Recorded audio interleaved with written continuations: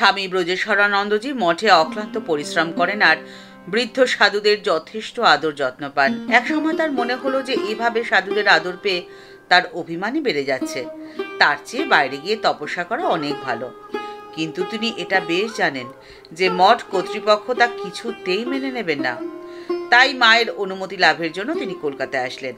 মাকে প্রণাম করে নিজের মনোভাব ভালো করে খুলে বলার পরে মা তার কাছে জানতে চাইলেন তিনি কোথায় যাবেন এবং তার সাথে কি টাকা কড়ি কিছু আছে।